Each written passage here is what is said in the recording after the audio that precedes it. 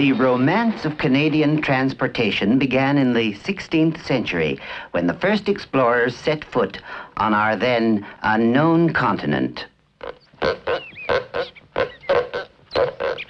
The terrain was primitive and tested the resourcefulness of the traveler with its unorthodox problems.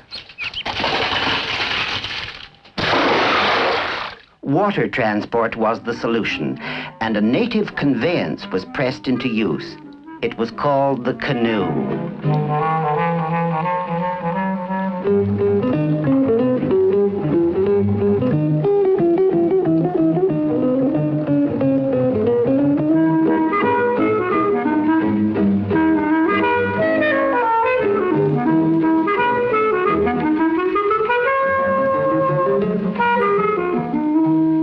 The extensive waterways linking the interior to the coast were considered to be advantageous for trade.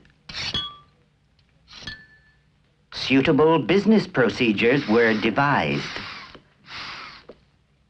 Neither the natives nor the white men realized that from their dealings, far-reaching and romantic developments would result.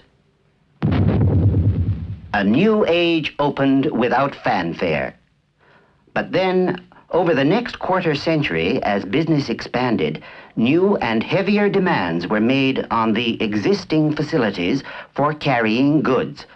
Larger watercraft were seen to be advisable.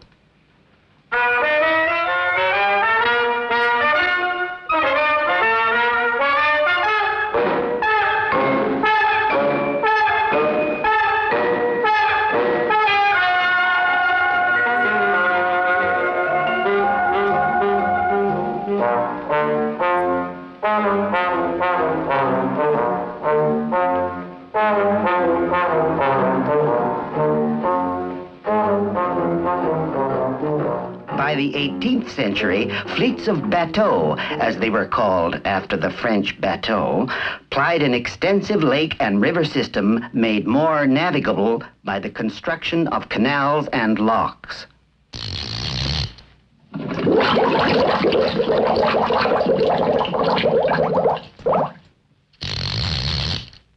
Beyond the waterways, settlers had cut rough trails inland to expedite the transport of all-important staples.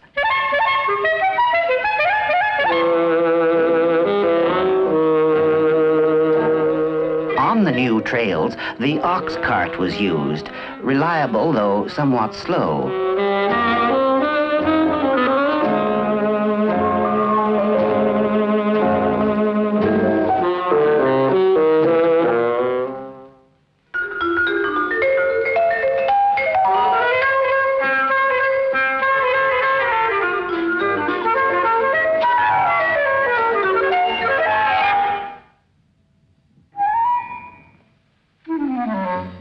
Oddly enough, travel over the difficult terrain was easier in winter when ice turned rivers into roads and troublesome obstructions were covered.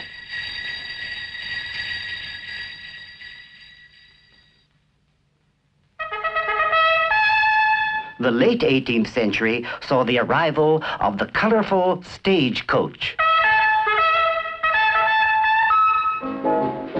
Overland routes were built to link growing towns, and passengers were whisked along in relative comfort.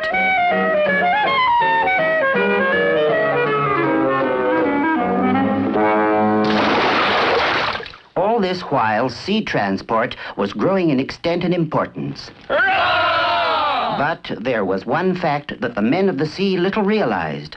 The day of the poetic sailing ship, dependent on the whims of the wind, was fast coming to a close. A new and more manageable power had been unveiled in Europe, which was to rock the traditional concepts of transportation in North America to their very foundation. The Industrial Revolution had come to Canada.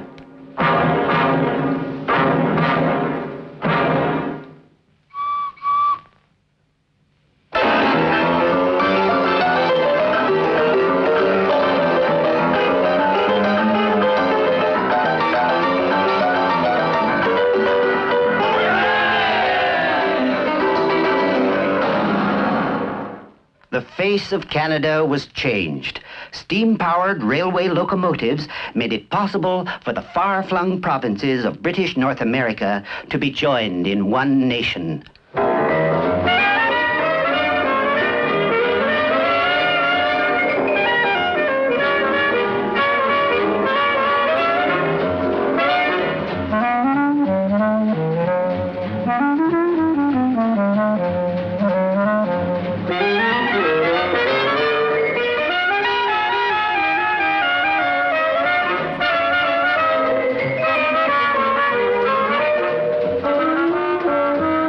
Of all the problems confronting the first Trans-Canada line, one was most perplexing, the Rockies.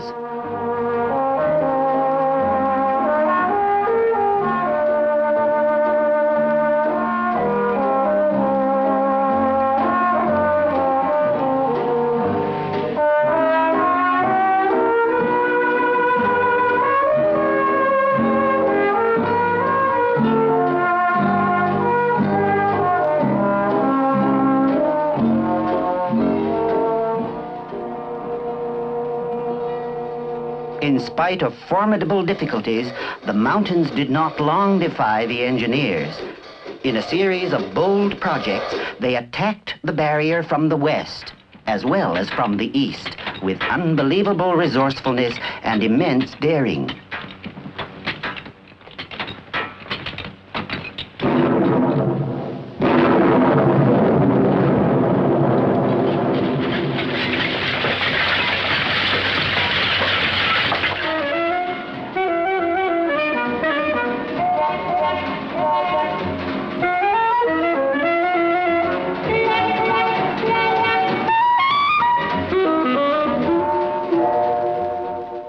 The early 20th century introduced the miracle of the internal combustion engine.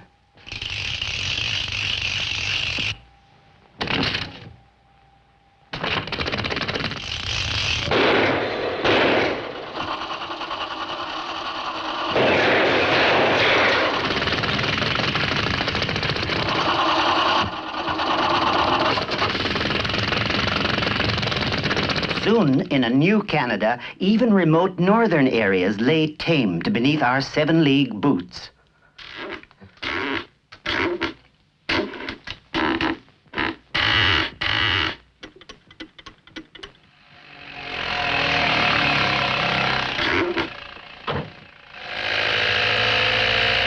Today, across this broad land, the success of our transportation network has raised great hopes for the years to come, as Canada moves forward with bold resolution to keep its rendezvous with destiny.